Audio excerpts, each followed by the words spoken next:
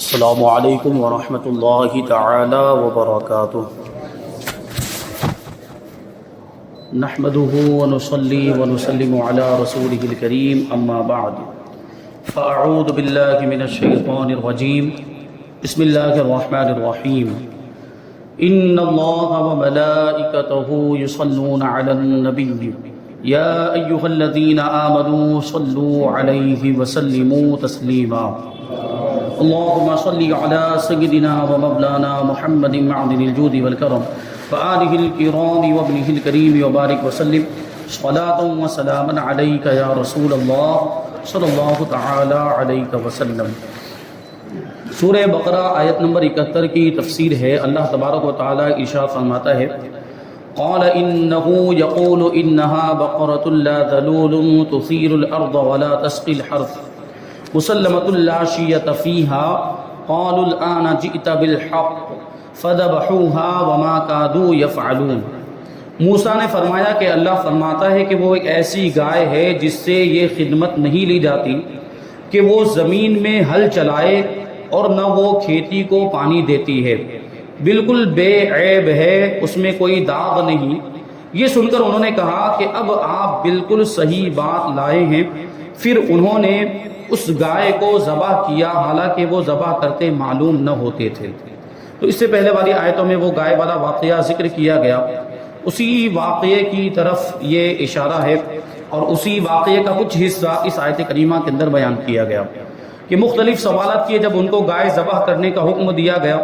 تو طرح طرح کے سوال کرنے لگ گئے۔ اسی میں آخر میں انہوں نے رنگ کے بارے میں سوال کیا، پھر یہ سوال کیا کہ اور مزید اس کے بارے میں ہمیں کچھ بتائیے گائے کے بارے میں، کہ گائے ہم پر مشتبہ ہو گئی ہے، وہ کیسی گائے ہے اس کے بارے میں ہمیں شک ہو گیا، اور اب کی مرتبہ انشاءاللہ ہم راہ پا جائیں گے، یعنی ہمیں سمجھ میں آ جائے گا۔ اور انشاءاللہ اس نے ان لوگوں نے کہا تھا، تو انشاءاللہ کہنے کی برکت سے پھر اللہ تبارک و تعالیٰ نے حضرت موسیٰ علیہ السلام کو حکم دیا، تو حضرت موسیٰ علیہ السلام نے پھر مزید اس کی تفصیل بیان کی کہ وہ گائے ایسی ہونی چاہیے کہ جو نہ ہل چلاتی ہو، نہ کھیتی کو پانی دیتی ہو، اس سے کوئی بھی خدمت نہ لی جاتی ہو، اس سے کوئی کام محنت والا نہ لیا جاتا ہو، اور اس کے جسم پر کوئی داغ بھی نہیں ہونا چاہیے، وہ ایک ہی رنگ کی ہونی چاہیے۔ یہ ساری باتیں اس کے تعلق سے بیان کی گئی کہ وہ بے عیب ہونی چاہیے۔ بنی اسرائیل کے مسلسل سوالات اور اپنی رسوائی کے اندیشے اور گائے کی گرانی قیمت سے یہ ظاہر ہوتا تھا کہ وہ ذبح کرنے کا قصد نہیں کرتے۔ آخرکار وہ گائے مل تو گئی ان کو، وہ جو یتیم بچے کا واقعہ بیان کیا گیا کہ وہ گائے یتیم کے پاس تھی، نیک آدمی چھوڑ کر گیا تھا اپنے بچے کے لیے، اور کس طریقے سے وہ گائے اس کو ملی، واپس اس بچے کو ملی، اور پھر وہ گائے فروخت کی گئی۔ بنی اسرائیل نے اس کو خریدا اور اس کی جو قیمت تھی وہ اس کی کھال پر سونے کو متعین کیا گیا کہ کھال بھر کے سونا دیا جائے تو یہ اس کی قیمت ہوگی۔ اس طریقے سے اس بچے کی بھی اللہ تبارک و تعالیٰ نے مدد فرمائی، اور ان لوگوں کی بھی جو آزمائش تھی وہ آزمائش اس بچے کی گائے پر جا کر یہ گائے کو ڈھونڈنے کی جو آزمائش تھی وہ ختم ہوئی۔ تو گائے مل گئی۔ اب گائے کو ذبح تو کر رہے تھے، لیکن اب سوچنے جیسی بات ہے کہ اتنی مشکل کے بعد وہ گائے ملی تھی، اور پھر اتنی زیادہ اس کی قیمت ادا کرنی پڑی تھی ان کو، لیکن بہرحال اب حکم تھا، اور ان کے ہی خود کے سوالات کرنے کی وجہ سے ہی یہ زیادہ قیدیں لگ گئی تھی، شرطیں لگ گئی تھی، اور وہ اس کے مطابق وہ گائے مل بھی گئی تھی۔ تو اب اس کے بعد ان کے پاس کوئی بہانہ نہیں رہ گیا، یعنی اب وہ کوئی عذر نہیں کر سکتے تھے کہ یہ گائے ذبح نہ کرنی پڑے، گائے بھی مل چکی تھی، اب کوئی ان کے سامنے کوئی مجبوری نہیں تھی، تو گائے کو ذبح کرنا پڑا۔ لیکن اتنی زیادہ قیمت ہونے کی وجہ سے ایسا لگتا تھا کہ وہ دل سے ذبح نہیں کر رہے ہیں۔ اسی کو بیان کرتے ہیں کہ اپنی رسوائی کے اندیشے اور گائے کی گرانی قیمت سے یہ ظاہر ہوتا تھا کہ وہ ذبح کرنے کا قصد نہیں رکھتے، مگر جب ان کے سوالات شافی جوابوں سے ختم کر دیے گئے تو اب انہیں گائے کو ذبح کرنا ہی پڑا، یعنی اب سوالات بھی ختم ہو گئے، سوالات کے جوابات دے دیے گئے، اور اسی طریقے سے گائے بھی مل چکی تھی تو اب ان کو ذبح کرنا ہی تھا۔ آگے اللہ تعالیٰ ارشاد فرماتا ہے آیت نمبر 72 وَإِذْ قَتَلْتُمْ نَفْسًا فَادَّارَأْتُمْ فِيهَا وَاللَّهُ مُخْرِجٌ مَا كُنْتُمْ تَكْتُمُونَ،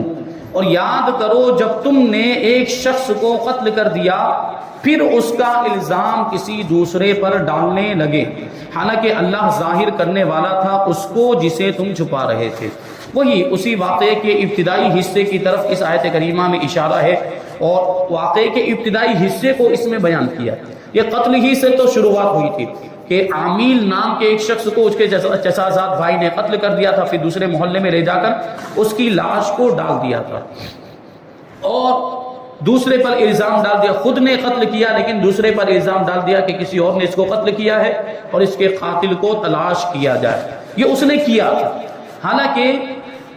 وہ اپنے اعتبار سے چھپ رہا تھا کہ میرے بارے میں کسی کو پتہ نہیں چل پائے گا کہ میں نے قتل کیا ہے، لیکن پروردگار تو سب کچھ جانتا ہے۔ اسی کے بارے میں فرمایا کہ اللہ تبارک و تعالیٰ اس کو ظاہر کرنے والا تھا جس کو تم چھپا رہے تھے، یعنی قاتل کو چھپا رہے تھے، اور وہ قاتل آخرکار ظاہر ہو گیا۔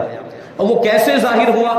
وہ اس واقعے کو تو آپ نے سنا، اس واقعے میں گائے ذبح کرنے کا حکم اس لیے دیا گیا تھا کہ گائے کو ذبح کرنے کے بعد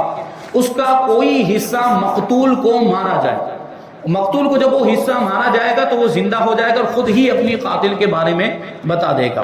تو ایسا ہی ہوا۔ اب یہ گائے ذبح ہو چکی ہے، گائے کو ذبح کیا جا چکا ہے، اس کے بعد کیا ہوا اس کو آنے والی آیت کریمہ میں ذکر کرتے ہیں۔ آیت نمبر 73، فَقُلْنَا اضْرِبُوهُ بِبَعْضِهَا كَذَلِكَ يُحْيِي اللَّهُ الْمَوْتَىٰ وَيُرِيكُمْ آيَاتِهِ لَعَلَّكُمْ تَعْقِلُونَ۔ تو ہم نے فرمایا کہ اس مقتول کو اس گائے کا ایک ٹکڑا مارو، اسی طرح اللہ مردوں کو زندہ کرے گا اور وہ تمہیں اپنی نشانیاں دکھاتا ہے تاکہ تم سمجھ جاؤ۔ بنی اسرائیل نے گائے ذبح کر کے اس کے کسی عضو سے مردے کو مارا۔ ابھی بعض روایتوں میں آیا دم والا حصہ، پیچھے کا جو دم والا حصہ ہوتا ہے وہ حصہ مقتول کو مارا، اور بحکم الہی وہ جو مقتول تھا وہ زندہ ہو گیا۔ گائے کا وہ حصہ مارنے کے بعد جو لاش تھی جس کو قتل کیا گیا تھا وہ زندہ ہو گیا، اس کے حلق سے خون کا فوارہ جاری تھا۔ اس نے اپنے چچا زاد بھائی کے بارے میں بتایا کہ اس نے مجھے قتل کیا، یعنی اپنے قاتل کا اس نے پتہ دے دیا۔ اب اس کو بھی اقرار کرنا پڑا، کیونکہ اب اس کے بعد بھی تو کوئی بہانہ نہیں تھا کہ مقتول نے خود ہی زندہ ہو کر اپنے قاتل کے بارے میں بتا دیا، اپنے قاتل کا نام بتا دیا، تو وہ بھی اب کوئی بہانہ نہیں کر سکتا تھا۔ اس نے بھی اقرار کر لیا کہ ہاں میں نے ہی قتل کیا ہے، اور حضرت موسیٰ علیہ السلام نے اس پر قصاص کا حکم دے دیا۔ قصاص کا حکم فرمایا، قصاص مطلب خون کا بدلہ، جان بوجھ کر کسی کو قتل کیا جائے تو اس کے بدلے میں قاتل کو قتل کیا جاتا ہے، یہ اسلام کا حکم ہے۔ تو قصاص کا حکم فرمایا۔ اس آیت مبارکہ میں اللہ تعالیٰ نے مردے کو زندہ کرنے کے لیے اس واقعے سے قیامت کے دن اٹھائے جانے پر دلیل قائم کی کہ تم سمجھ لو کہ جیسے اللہ تعالیٰ نے اس مردے کو زندہ کیا اسی طرح وہ قیامت کے دن بھی مردوں کو زندہ فرمائے گا، کیونکہ وہ مردے زندہ کرنے پر قادر ہے۔ اور روز جزا یعنی بدلے کے دن، قیامت کے دن مردوں کو زندہ کرنا اور حساب لینا حق ہے، یہ ہوگا، یہ ہمارا عقیدہ بھی ہے۔ اور دوسری بات یہاں پر یہ دیکھیں کہ وہ تو بالکل مر چکا تھا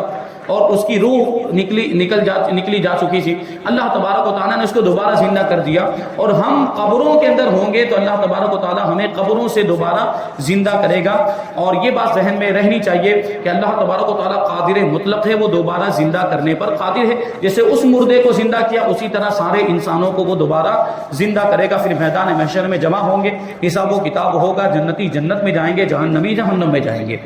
تو اس واقعے سے اللہ تبارک و تعالیٰ نے دلیل قائم فرمائی ہے قیامت کے دن دوبارہ زندہ کیے جانے پر۔ آیت نمبر 74، اللہ تعالیٰ ارشاد فرماتا ہے ثم قست قلوبکم من بعد ذلك فهي كالحجارة او اشد قسوة وان من الحجارة لما يتفجر منه الانهار وان منها لما يشقق فيخرج منه الماء وَإِنَّ مِنْهَا لَمَا يَهْبِطُ مِنْ خَشْيَةِ اللَّهِ وَمَا اللَّهُ بِغَافِلٍ عَمَّا تَعْمَلُونَ۔ پھر اس کے بعد تمہارے دل سخت ہو گئے تو وہ پتھروں کی طرح ہیں، یعنی وہ دل، تمہارے دل، بنی اسرائیل سے کہا جا رہا ہے، بنی اسرائیل سے خطاب کیا جا رہا ہے کہ اتنا سارا دیکھنے کے باوجود، ایسا عظیم الشان واقعہ دیکھنے کے باوجود دل سخت ہو گئے، اس کو قبول نہیں کیا، بلکہ وہ دل پتھروں کی طرح، بلکہ ان سے بھی زیادہ سخت، پتھروں سے بھی زیادہ سخت ہیں۔ اور پتھروں میں تو کچھ وہ ہیں جن سے ندیاں بہہ نکلتی ہیں، یعنی پتھر سخت ہوتا ہے اور سختی میں پتھر کی مثال دی جاتی ہے، لیکن پتھروں کا بھی معاملہ یہ کہ پتھروں میں بعض پتھر وہ ہوتے ہیں جن میں سے ندیاں بہ نکلتی ہیں، پتھر کے بیچ میں سے ندیاں نکلتی ہیں، اور کچھ وہ ہیں کہ جب پھٹ جاتے ہیں تو ان میں سے پانی نکلتا ہے۔ آپ نے دیکھا ہوگا کہ پانی کے چشمے نکلتے ہیں پتھروں کے بیچ میں سے۔ آپ نے یہ بھی دیکھا ہوگا جھرنے بھی پتھروں میں سے نکلتے ہیں، جھرنے، واٹر فال وغیرہ یہ پتھروں میں سے نکلتے ہیں۔ تو پتھر اگرچہ سخت ہے لیکن کبھی کبھی ایسا ہوتا ہے کہ وہی پتھر پھٹ جاتا ہے اور اس میں سے پانی نکلنے لگتا ہے۔ اور کچھ پتھر وہ ہیں جو اللہ کے ڈر سے گر پڑتے ہیں، یعنی اوپر سے نیچے کی طرف گر پڑتے ہیں۔ ہم دیکھتے ہیں پہاڑوں پر بہت سے پتھر ایسے ہوتے ہیں جو گر پڑتے ہیں، ہمیں نہیں پتہ چلتا کہ اس کی وجہ کیا ہے۔ بہت سے پتھر ایسے ہوتے ہیں جو خدا کے خوف سے گرتے ہیں، اوپر سے نیچے کی طرف جو گرتے ہیں وہ خدا کی خشیت کی وجہ سے گرتے ہیں۔ تو ان کے مطلب پتھر کی سختی میں مثال دی جاتی ہے، لیکن اس کے باوجود بعض پتھر ایسے ہیں جو خدا کے خوف سے اوپر سے نیچے گر رہے ہیں، یعنی پتھروں میں بھی خدا کا خوف ہوتا ہے، لیکن بنی اسرائیل کے دل ایسے سخت ہو گئے، پتھروں سے بھی زیادہ سخت ہو گئے کہ ان کے دلوں سے خدا کا خوف بالکل نکل گیا۔ اس لیے یہ پتھروں کی مثال دی جا رہی ہے۔ اور اللہ تمہارے اعمال سے ہرگز بے خبر نہیں ہے، تمہارے اعمال کو جانتا ہے۔ اس آیت کریمہ کی ایک تفسیر یہ ہے کہ حضور کو نور صلی اللہ علیہ وسلم کے زمانے میں موجود یہودیوں کو مخاطب کر کے فرمایا گیا، یعنی حضور کے زمانے میں جو یہودی تھے ان سے فرمایا جا رہا ہے کہ اپنے آباء و اجداد، اپنے باپ دادا کے عبرت انگیز واقعات سننے کے بعد تمہارے دل حق بات قبول کرنے کے معاملے میں سخت ہو گئے۔ ان کے سامنے ان کے آباء و اجداد بنی اسرائیل کے جو حضرت موسیٰ علیہ السلام کے دور میں تھے ان کے واقعات بیان کیے گئے، قرآن مجید کے اندر ذکر کیے گئے یہ واقعات، اور واقعات کو ذکر کرنے کا مقصد یہی تھا کہ ان کے آباء و اجداد نے انبیاء کرام کی نافرمانی کی تو ہلاک و برباد ہو گئے، عذاب میں گرفتار ہوئے، تباہ کر دیے گئے، دنیا سے ان کا نام و نشان مٹا دیا گیا۔ تو ان کو اس سے سبق حاصل کرنا چاہیے، عبرت حاصل کرنی چاہیے کہ ہمارے آباء و اجداد کا یہ حال ہوا تو ہمیں نبی پاک صلی اللہ علیہ وسلم پر ایمان لے آنا چاہیے، حضور کی نبوت اور رسالت کو تسلیم کر لینا چاہیے، ورنہ ہمارا بھی وہی حال ہوگا جو ہمارے باپ دادا کا ہوا۔ لیکن اس کے باوجود ان لوگوں نے حضور پاک صلی اللہ علیہ وسلم کو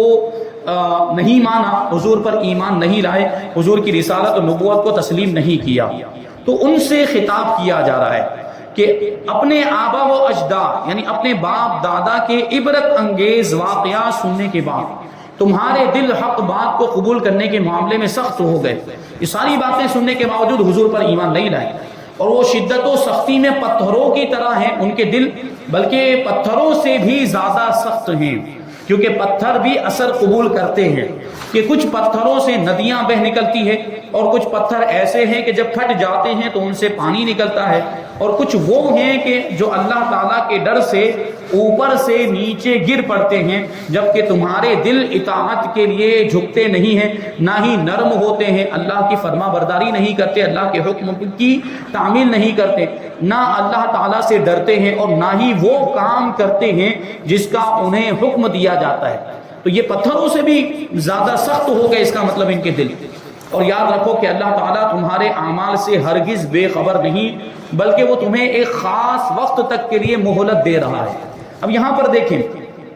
یہودیوں نے حضور پاک صلی اللہ علیہ وسلم کی نبوت کو تسلیم نہیں کیا، ان میں سے چند تھے جنہوں نے حضور کی نشانیاں دیکھ کر، حضور کی علامتیں دیکھ کر حضور کو مانا، حضور پر ایمان لے آئے، حضور کی نبوت اور رسالت کی گواہی دی۔ لیکن اکثریت کی بات کریں ہم، یہودیوں کی اکثریت ایسی تھی جو حضور پاک صلی اللہ علیہ وسلم پر ایمان نہیں لائے، اور ایمان نہ لانے کے باوجود ان کو تباہ و برباد نہیں کیا گیا، ان پر کوئی عذاب نہیں آیا، اور ان کو جو ہے کہ ہلاک نہیں کیا گیا، بلکہ وہ زندہ رہے، اپنی زندگی گزارتے رہے۔ اور آج بھی یہودیوں کی ایک تعداد دنیا کے اندر موجود ہے۔ تو اس کے بارے میں فرما رہے ہیں کہ اللہ تبارک و تعالیٰ تمہارے کاموں سے بے خبر نہیں ہے۔ اس کا یہ مطلب نہیں ہے کہ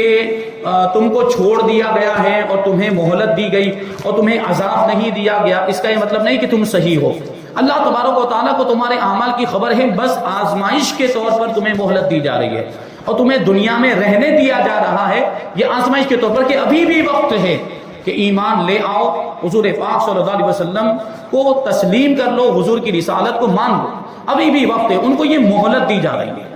دوسری تفسیر یہ ہے کہ اس آیت میں بنی اسرائیل کے وہ لوگ مراد ہیں جو حضرت موسیٰ علیہ السلام کے زمانے میں تھے۔ ایک تفسیر تو کیا تھی جو اس سے پہلے بیان کی گئی کہ اس سے حضور پاک صلی اللہ علیہ وسلم کے زمانے میں جو یہودی موجود ہیں وہ یہودی مراد ہیں اور ان سے خطاب کیا جا رہا ہے، اور دوسری تفسیر یہ ہے کہ حضرت موسیٰ علیہ السلام کے زمانے کے یہودی مراد ہیں۔ ان کے بارے میں فرمایا گیا کہ بڑی بڑی نشانیاں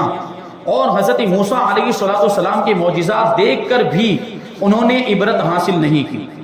انہوں نے سبق حاصل نہیں کیا، ان کے دل پتھروں کی طرح ہو گئے، بلکہ ان سے بھی زیادہ سخت، کیونکہ پتھر بھی اثر قبول کرتے ہیں کہ ان میں کسی سے ندیاں بہ نکلتی ہے، کوئی پتھر پھٹ جاتا ہے تو اس سے پانی بہتا ہے، اور کوئی خوف الہی سے گر جاتا ہے جیسے اللہ تعالیٰ کو منظور ہوتا ہے۔ لیکن انسان جسے بے پناہ ادراک و شعور دیا گیا، سوجھ بوجھ دی گئی، سمجھ دی گئی، عقل دی گئی ہے،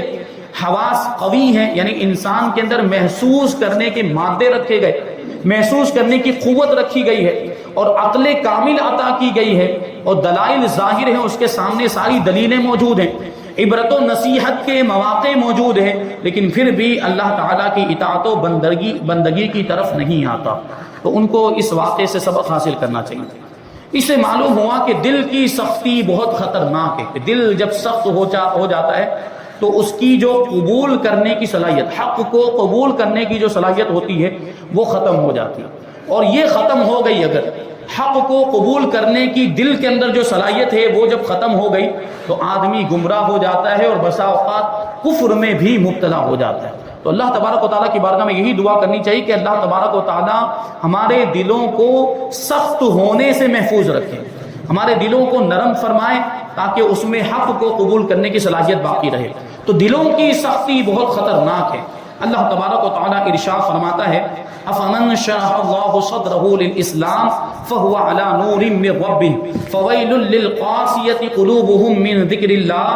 اولئک فی ضلال مبین۔ تو کیا وہ جس کا سینہ اللہ تعالیٰ نے اسلام کے لیے کھول دیا تو وہ اپنے رب کی طرف سے نور پر ہے، اس جیسا ہو جائے گا جو سنگ دل ہے، یعنی سخت دل والا ہے۔ تو خرابی ہے ان کے لیے جن کے دل اللہ کے ذکر کی طرف سے سخت ہو گئے ہیں، یعنی اللہ تبارک و تعالیٰ کا ذکر، اللہ تعالیٰ کا نام بھی ان کے دلوں پر کوئی اثر نہیں ڈالتا، ان کے دل اتنے سخت ہو گئے، وہ اللہ کا ذکر نہیں کرتے، وہ کھلی ہوئی گمراہی میں ہیں۔ یعنی اس دلوں کی سختی والوں کے بارے میں فرمایا جا رہا ہے کہ جن کے دل سخت ہو چکے ہیں وہ کھلی گمراہی میں ہیں، کیونکہ دلوں کی سختی ہی یہ گمراہی کا سبب بنتی ہے، کفر میں مبتلا کرنے اور کفر کی طرف لے جانے والی چیز ہے یہ دلوں کی سختی۔ حضرت عبداللہ ابن عمر رضی اللہ تعالی عنہما سے روایت ہے، حضور اقدس صلی اللہ علیہ وسلم نے ارشاد فرمایا کہ اللہ تعالیٰ کے ذکر کے علاوہ زیادہ کلام نہ کیا کرو، زیادہ بات چیت نہ کیا کرو، کیونکہ اللہ تعالیٰ کے ذکر کے علاوہ کلام کی کثرت دل کو سخت کر دیتی ہے، اور لوگوں میں اللہ تعالیٰ سے سب سے زیادہ دور وہ شخص ہے جس کا دل سخت ہو، جس کا دل سخت ہو وہ اللہ تعالیٰ سے دور۔ ظاہر سی بات ہے جب دل سخت ہو جاتا ہے تو اس میں خدا کا خوف نہیں رہتا، اب وہ دھڑلے سے گناہوں کے کام کرتا ہے، نیکیوں سے اس کو کوئی دلچسپی نہیں ہوتی، نیکیوں میں، اچھے کاموں میں، عبادت میں اس کا دل نہیں لگتا، اس کو مزہ نہیں آتا، لطف نہیں آتا، تو پھر وہ نمازیں بھی نہیں پڑھتا، وہ عبادت بھی نہیں کرتا، اور گناہوں کے کاموں میں مبتلا رہتا ہے۔ تو ظاہر سی بات، جو گنہگار، جتنا بڑا گنہگار ہوگا وہ اللہ کی رحمت سے اتنا ہی زیادہ دور ہوگا، اور یہ جو کچھ بھی ہوتا ہے وہ دل کی سختی کی وجہ سے ہوتا ہے۔ دل جتنا زیادہ سخت ہوگا بندہ اتنا ہی اپنے رب سے دور ہوتا چلا جائے گا۔ اس لیے ہمیشہ اللہ تبارک و تعالیٰ کی بارگاہ میں دعا کرتے رہنا چاہیے کہ اللہ تبارک و تعالیٰ ہمارے دلوں کو سخت ہونے سے محفوظ رکھے، اور ہمارے دلوں کے اندر حق کو قبول کرنے کی صلاحیت باقی رکھے۔ اللہ تبارک و تعالیٰ ہمیں کبھی بھی اپنی رحمت سے دور نہ فرمائے، بلکہ ہمیں اپنی رحمت کے سزاواروں میں شمار کرے، اور ہمیں اپنی رحمت کی بارشیں ہم پر نازل فرمائے۔ یہاں پر آیت نمبر 74 کی تفسیر مکمل ہو گئی، آیت نمبر 75، 76 اور 77 کی تفسیر انشاءاللہ ہم آئندہ درس میں شامل کریں گے۔ اللہ تبارک و تعالیٰ کی بارگاہ میں دعا ہے کہ جو کچھ بھی بیان ہوا اس پر ہم سب کو عمل کرنے کی توفیق عطا فرمائے، اور نور قرآن سے ہم سب کے دلوں کو روشن اور منور فرمائے۔ وما علینا الا البلاغ۔ السلام علیکم۔